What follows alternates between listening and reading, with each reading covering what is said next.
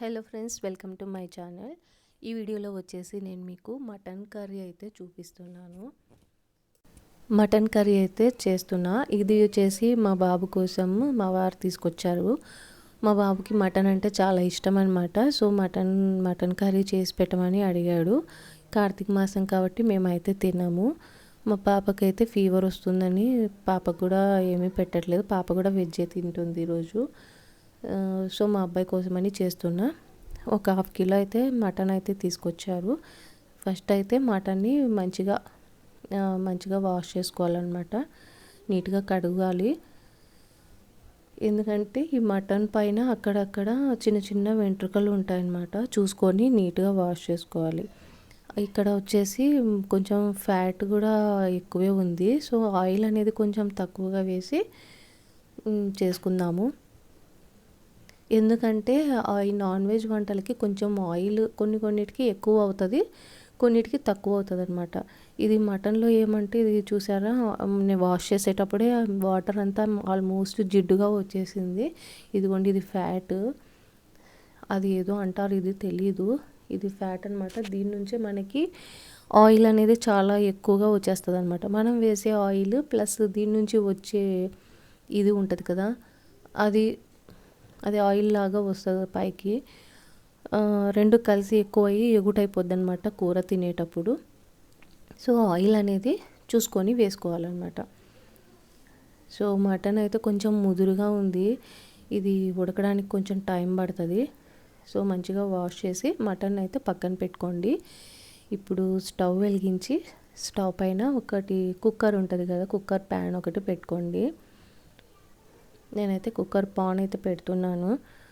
ఎందుకంటే మటన్ కుక్కర్లోనే బాగా మెత్తగా ఉడుకుతుంది కదా. సో అందుకని కుక్కర్ పెట్టుకొని, కుక్కర్ కొంచెం ఇది హీట్ అయిన తర్వాత ఇందులో ఒక 2 టేబుల్ స్పూన్ల ఆయిల్ అయితే వేసాను. ఆయిల్ కొంచెం హీట్ అయిన తర్వాత ఇందులో సన్నగా కట్ చేసి పెట్టుకున్న ఉల్లిపాయలు అయితే వేసుకోవాలి. నేను ఒకటి చిన్నది మీడియం ఉల్లిపాయ అయితే వేసాను. సో ఈ ఉల్లిపాయలు అనేవి మంచిగా బ్రౌన్ కలర్లో వేయించుకోవాలన్నమాట. ఈ కరెక్ట్గా ఈ కలర్ అయితే రావాలన్నమాట. నాన్ వెజ్ వంటలకి కొంచెం ఆనియన్ అనేది ఇట్లా కొంచెం రెడ్గా బ్రౌన్గా అయితే చాలా బాగుంటుంది అన్నమాట టేస్ట్. సో ఇక్కడ బ్రౌన్గా అయిన తర్వాత మనం శుభ్రంగా కడిగి పెట్టుకున్నాం కదా మటన్, ఆ తర్వాత మటన్ అయితే వేసుకోవాలి. ఈ కడిగి పెట్టుకున్న మటన్ అయితే వేయాలన్నమాట. ఇప్పుడు ఈ మటన్ వచ్చేసి ఈ ఆయిల్ ఆనియన్ ఉంది కదా, దీంట్లో బాగా కలిసేటట్టు మంచిగా కలుపుకోవాలి. వెంటనే ఉప్పు పసుపు అయితే వేయకూడదండి. ఫస్ట్ వచ్చేసి ఆయిల్లోనే ఈ మటన్ ముక్కల్ని కొంచెం సేపు బాగా ఫ్రై చేయాలన్నమాట.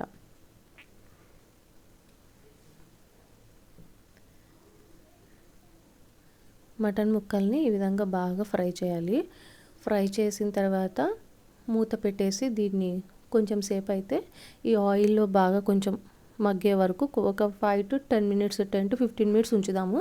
10 to 15 minutes అయితే ఉంచాలన్నమాట. 10 to 15 minutes తర్వాత చూసినట్లయితే ఇట్లా కొంచెం వాటర్ అనేది బయట వచ్చి ఉంటుంది దాంట్లో నుంచి. ఆ తర్వాత ఇందులో కొద్దిగా పసుపు, కొద్దిగా నేనైతే ఇక్కడ రాళ్ళుప్పు వేసాను. సాల్ట్ అయినా వేసుకోవచ్చు.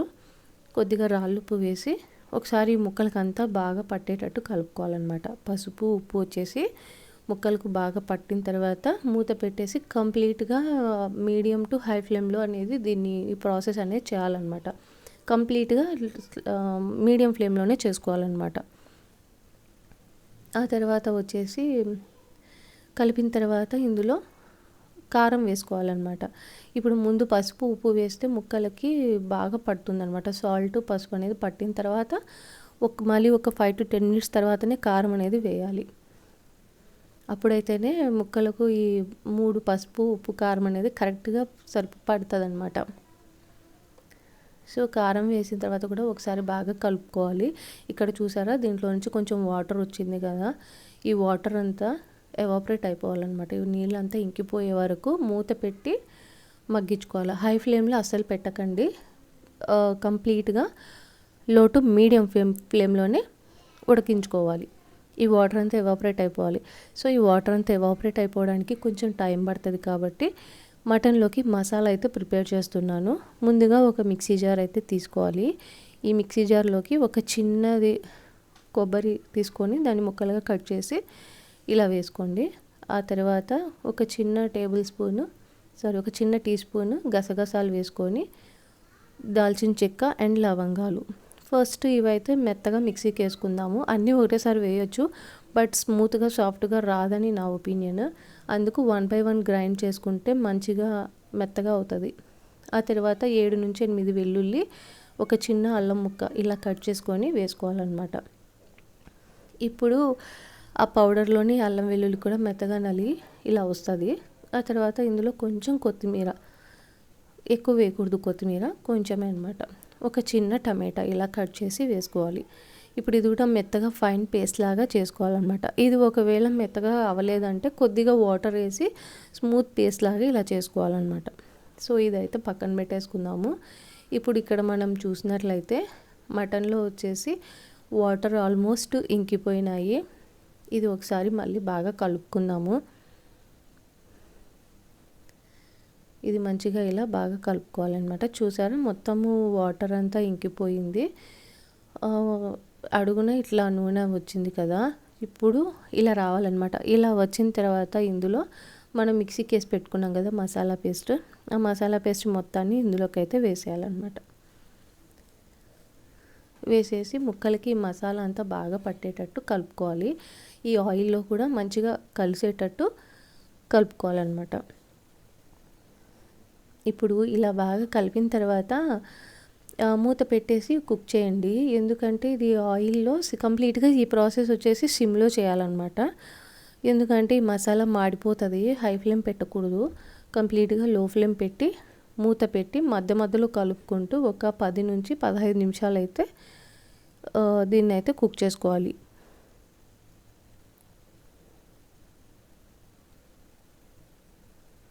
ఇలా మధ్యలో 10 నుంచి 15 నిమిషాల మధ్యలో ఇలా తీసి కలుపునప్పుడు మీరు చూసినట్లయితే ఇక్కడ ఆయిల్ అనేది పైకి తేలుతుంది.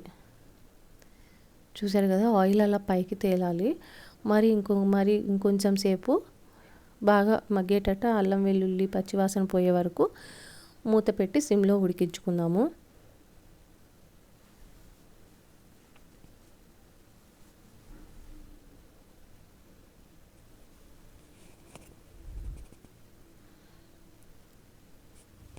ఇది చూసారా, మసాలా అయితే చాలా బాగా కుక్ అయిపోయిందనమాట.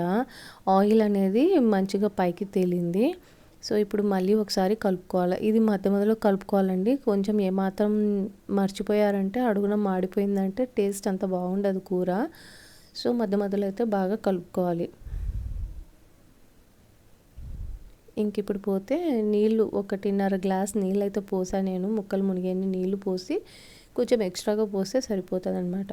ఇప్పుడు బాగా ఒకసారి మంచిగా కలిపేసుకోవాలి. కలుపుకున్న తర్వాత ఇది ఈ స్టేజ్లో ఉన్నప్పుడే దీంట్లో ఉప్పు కారం సరిపోయిందా లేదా కరెక్ట్గా చెక్ చేసుకోవాలన్నమాట. నేను మా బాబుని పిలిచి సాల్ట్ కారం సరిపోయిందేమో చెక్ చేయమని చెప్పినాను. వాడు చెక్ చేసి చెప్తే ఇంకా ఏదన్నా ఎక్కువ తక్కువలు ఉంటే ఇక్కడే మనం వేసుకోవాలన్నమాట.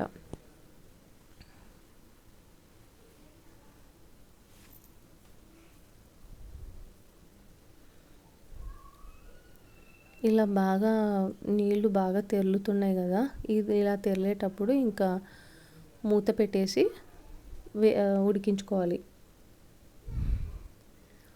ఇది కొంచెం మటన్ ముదురుది కాబట్టి నాకు దగ్గర అరగంట పట్టిందనమాట. అరగంట టైం పట్టింది. అంటే టైం అనేది క్యాలిక్యులేట్ చేసుకోవాలి. విజిల్స్ ఆ గ్యాప్లో ఎన్ని వస్తున్నాయి అనేది చూసుకోవాలన్నమాట. విజిల్స్ ఎన్నన్నా రాని మనం పెట్టే ఫ్లేమ్ మీద డిపెండ్ అయి ఉంటుంది అనమాట. సో నేను ఇది కంప్లీట్గా లో టు మీడియంలో మధ్యలో పెట్టాను అనమాట. లోకు మీడియంకి మధ్యలో పెట్టి దగ్గర 8-9 విజిల్ ఏమో వచ్చాయి. 8-9 విజిల్స్ వచ్చిన తర్వాత ఆవిరిపోయిన తర్వాత ఓపెన్ చేసి చూస్తే ఇలా కుక్ అవుతుందన్నమాట. చూసారా, ఆయిల్ అంతా ఎంత బయటకు వచ్చిందో. వేసింది కొంచెమే ఆయిల్ అయినా ముక్కలు ఉడికేసరికి చాలా ఆయిల్ వచ్చినట్టుగా అయిపోతుంది అనమాట. ముక్కలు అయితే బాగా మెత్తగా సాఫ్ట్గా అయితే ఉడికిపోయాయి.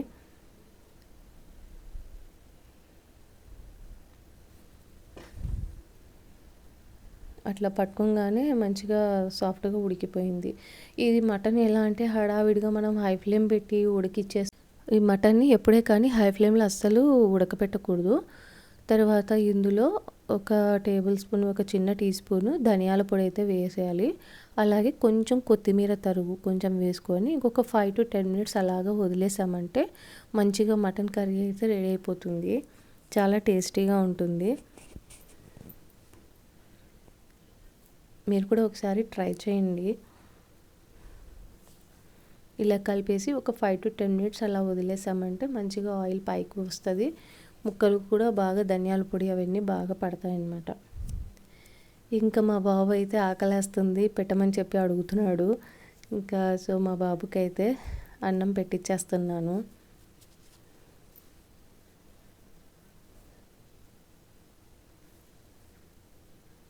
బాగా మంచిగా ఆఫ్టర్నూన్ టైంలో ఆకలితో ఉన్నాడు కాబట్టి బాగా ఇష్టంగా తిన్నాడండి. రైస్ వేడివేడిగా రైస్ మంచిగా మటన్ కర్రీ వేసేసి ఇచ్చేసినాను.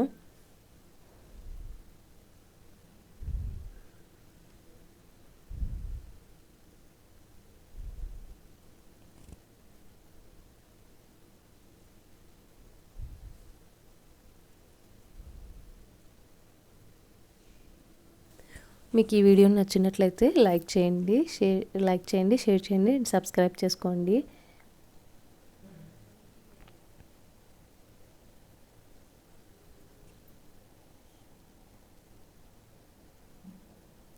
మా వాడు తినమని చెప్తుంటే సిగ్గుపడుతున్నాడు ఇక్కడ.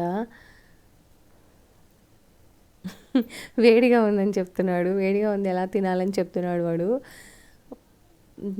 పర్లేదు ఒక ముద్ద తినేసి చెప్పు అని చెప్తే ఇంకా తినేసి సిగ్గుపడుతున్నాడు చెప్పడానికి.